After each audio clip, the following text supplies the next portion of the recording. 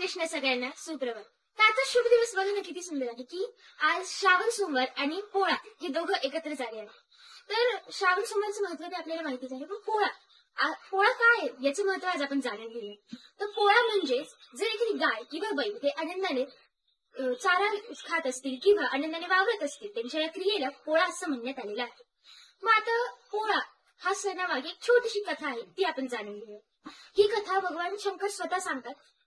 तर पोळा आपण का साजरा करतो?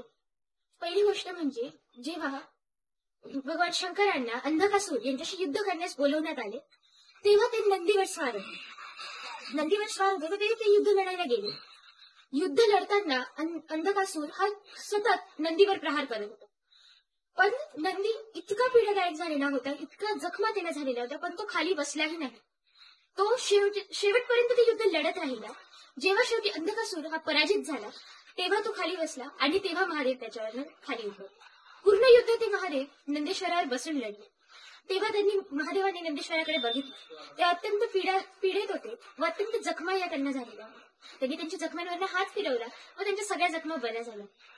आणि महादेवांनी त्यांना विचारलं की नंदेश्वरा, तुम्हाला काय बरं हवं?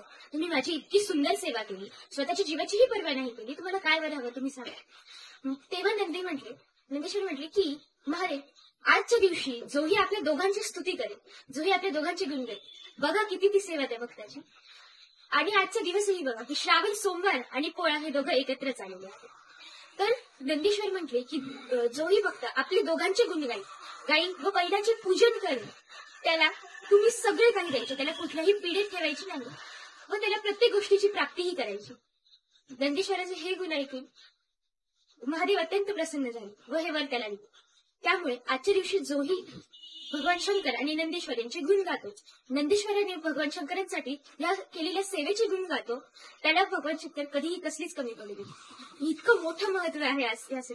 आणि त्यातल्या त्याचा श्रावण सोमवार देखील आजचा सण अत्यंत महत्वाचा आहे. तुम्हा सर्वांना बैलपोळ्याच्या हार्दिक शुभेच्छा. हरे कृष्ण.